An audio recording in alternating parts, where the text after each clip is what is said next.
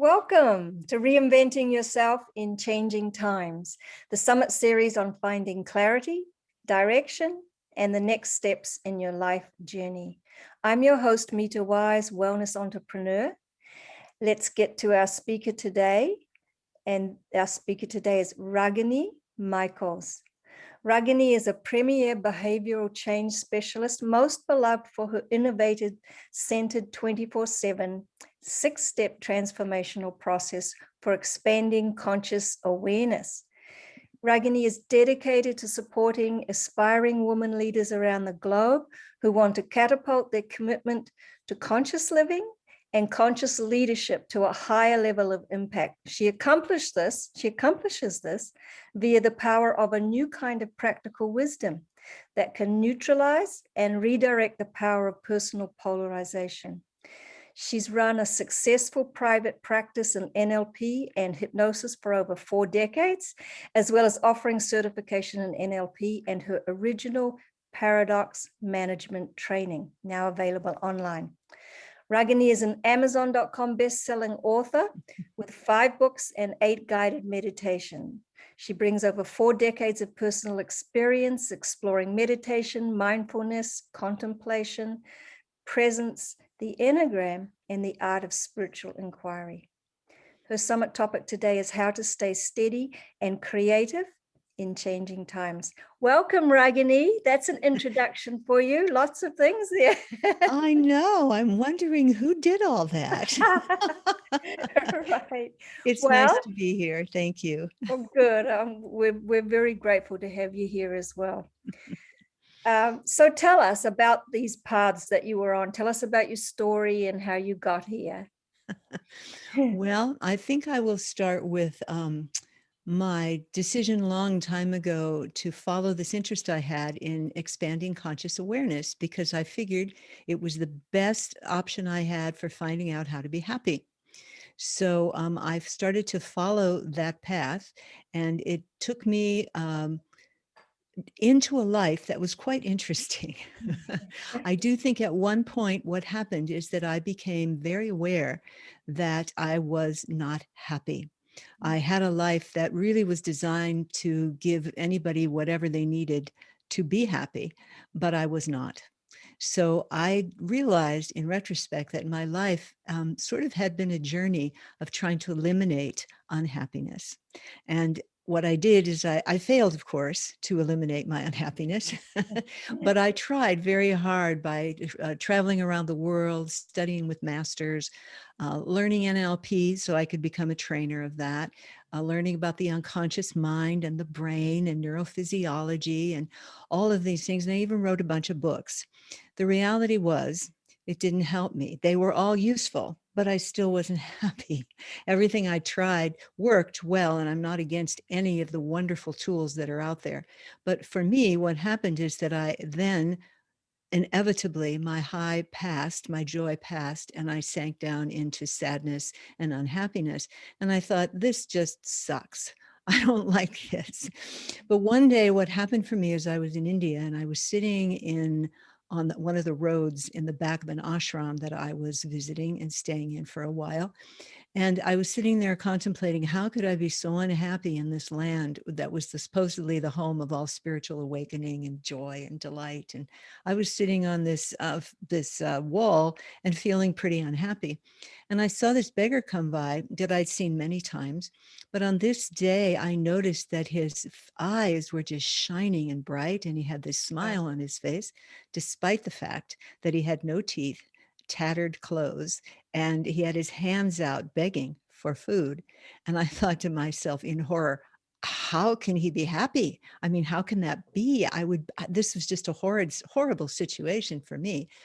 But in that moment, what happened was for me that I realized I had defined happiness as the absence of unhappiness. Mm-hmm. And this just flew in the face of reality, because reality is a constant changing flow. And I realized I had paid lip service to the notion of uncertainty, and also to one other thing, which is the root of practical wisdom, which is the thing that I'm into these days, which is how to be happy in the midst of uncertainty and constant change. So that brought me to do all that stuff that we were talking about earlier, and creating this process, which, by the way, came together by the input of many, many people, students, colleagues, other people. It all just came together somehow into what is now this process called Centered 24/7, which is a way to help us, I discovered, learn to be happy in the presence of unhappiness and other unpleasant emotions, which seemed to be the crux of my unhappiness, my inability to deal with the emotional turmoil that comes with a life that is filled with things that are impermanent, that always change. Right. So do you think that this unhappiness that a lot of people feel, do you think this is what prompts them, motivates them to take a different step or a new step in life, or to start over, to reinvent themselves? Do you think that that's a core feeling that people have, a lot of I, people have? I believe it is. When I was listening, curiously enough, to some people the other day that were sharing their stories, ultimately, almost every one of them at the end of it said, "And I wasn't happy." Mm. So it seems like there's a drive to be happy within us. And, you know, even the Dalai Lama said once, "We're here to be happy," which I think most of us really genuinely try to be. But the way that we go about it actually kind of does not take into consideration the reality of impermanence and the reality of polar opposites. You know, we're kind of taught one way to be happy.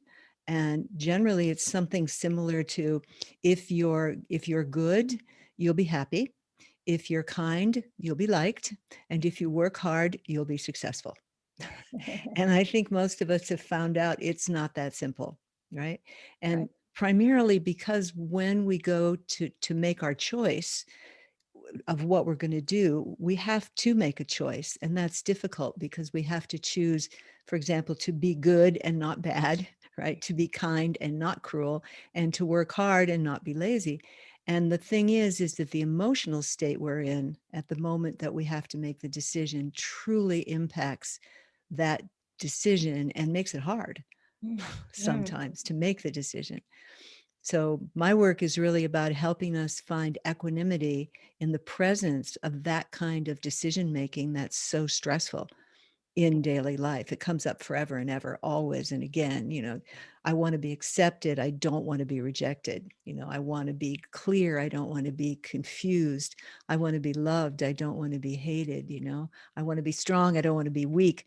And so we go about setting up this dynamic that we live by, that we were taught. So there's nothing wrong with it. And it's applicable in a lot of situations.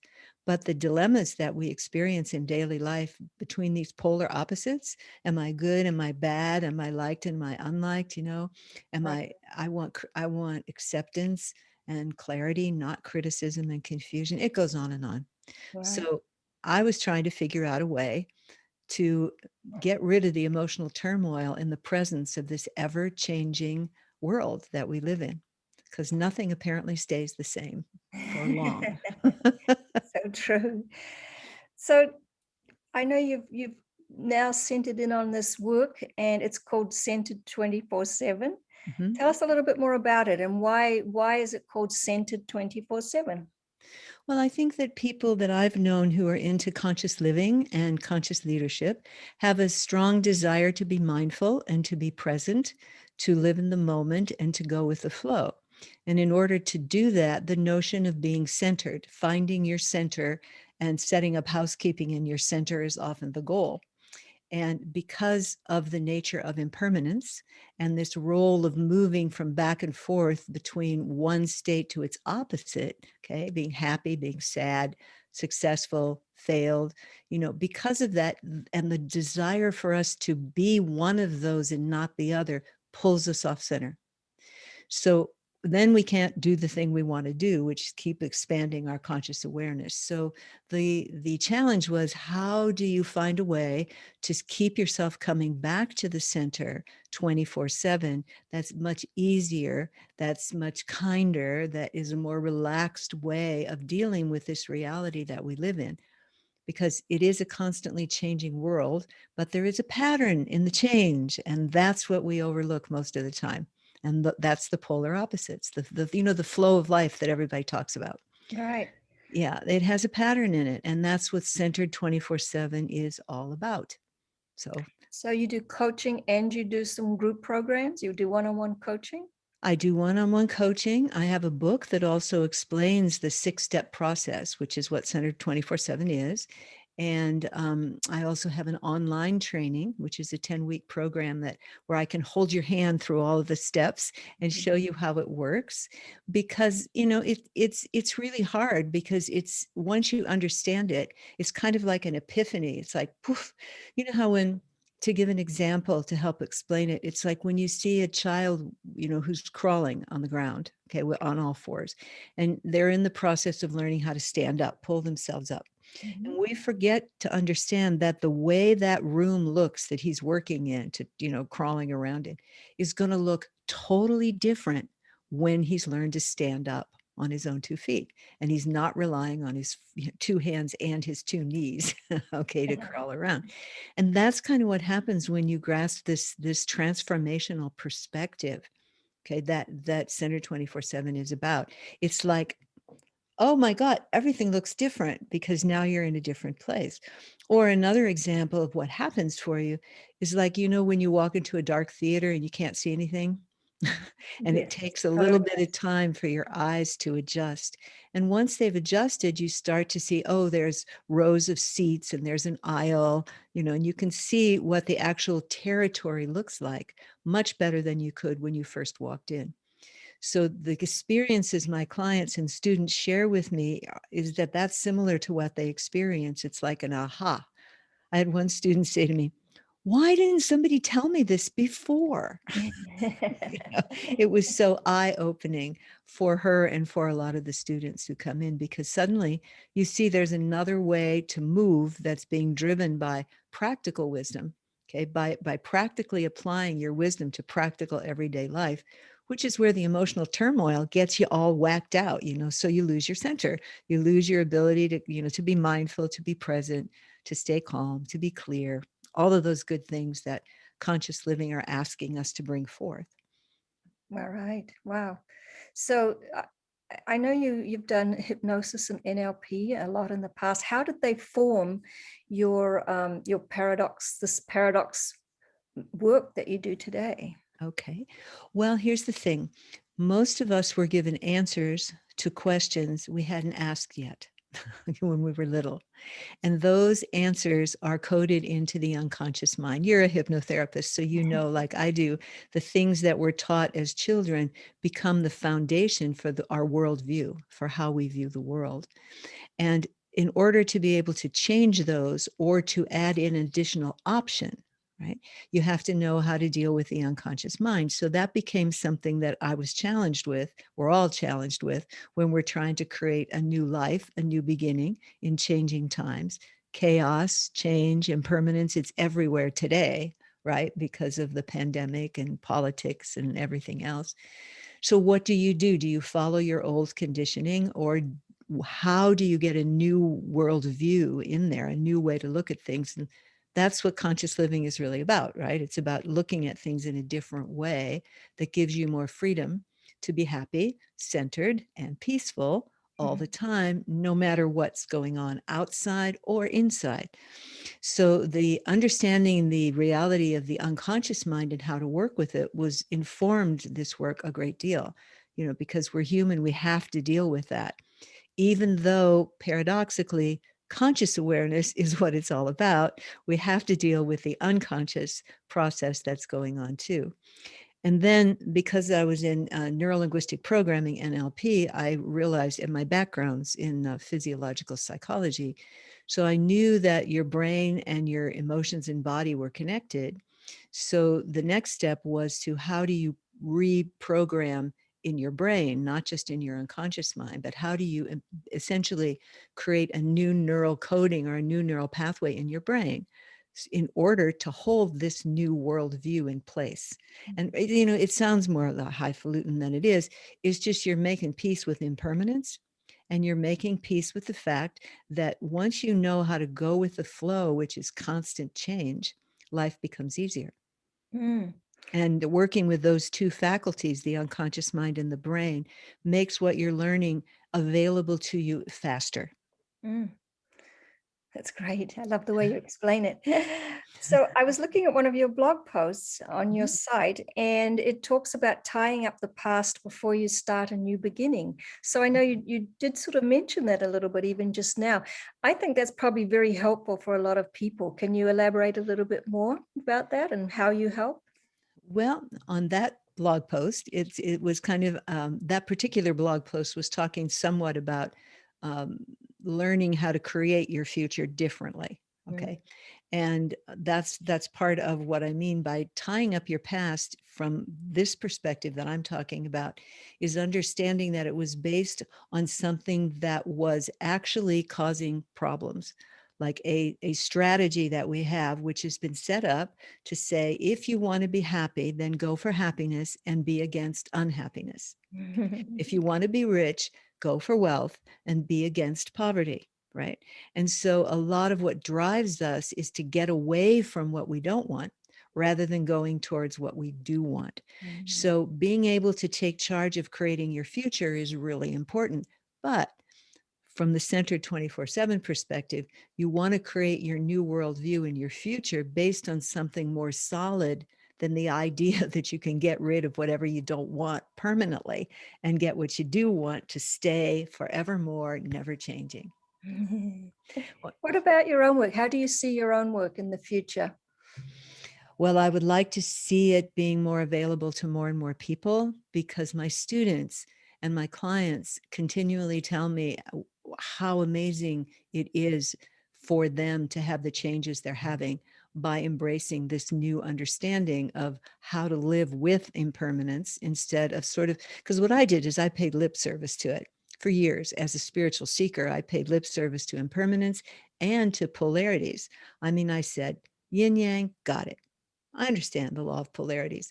But the reality was, I didn't understand how it worked on a practical level in my daily life when Right. I had to make decisions, and and the turmoil that I was experiencing every day with trying to make decisions. Should I do this? Should I do that? Well, one part of me says this and the other part of me says that. And the turmoil it generates. So because my students and I've done this right now. I have an online training, but I've taught this for probably the last 10 years or longer than that, around the world in small workshops with small people who were spiritual seekers, who have informed the growth of the work and the evolution of it a lot with their feedback to me, for which I'm very grateful. And I think it is just helpful. And I think in this time when we're so polarized in the world, there's such polarization happening, and it's getting stronger and stronger and pulling us further and further apart. The more people who can understand how to depolarize themselves, in other words, how to flow with the opposing forces that are truly alive within us, the more chance we have to get the world to move towards evolution instead of revolution. I know they go together though, but we'll be able to maybe manage the revolution.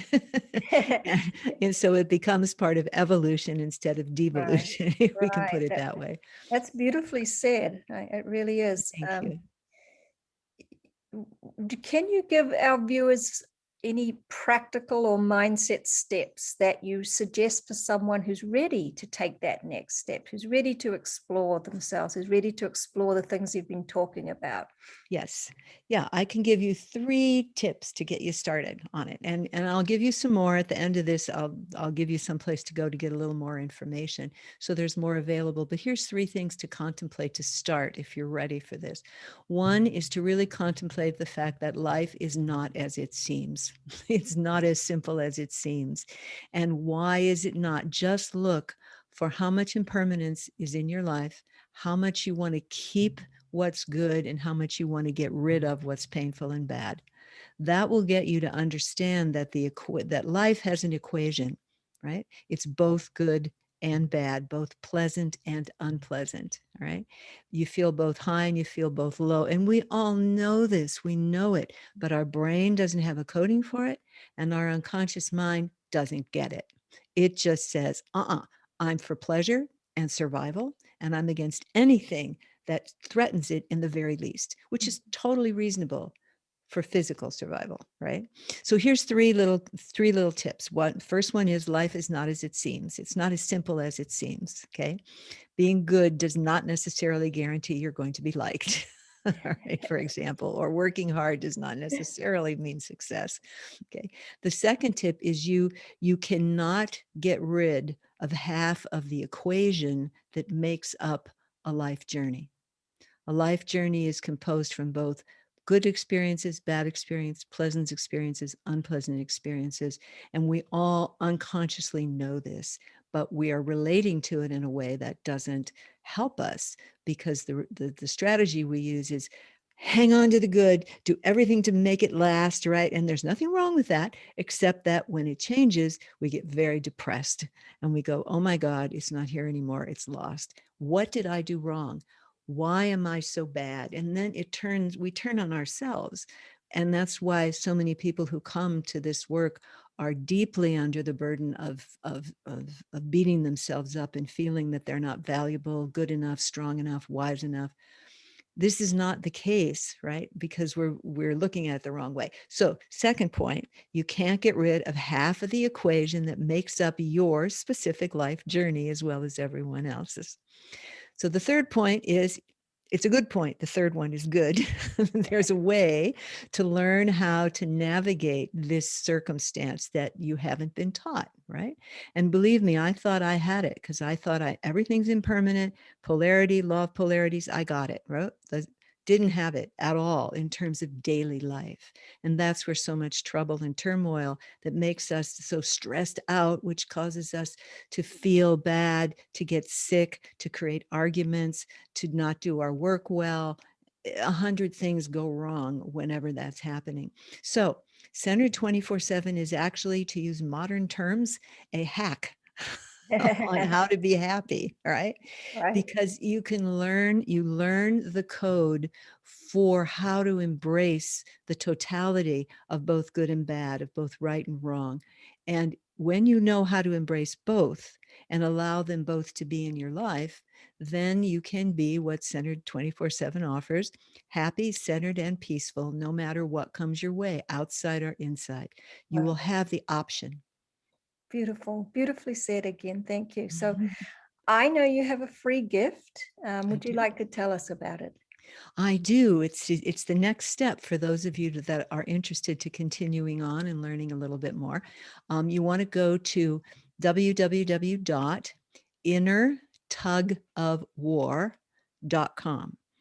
We all know what an inner tug of war is, right? This, that. Okay. So innertugofwar.com.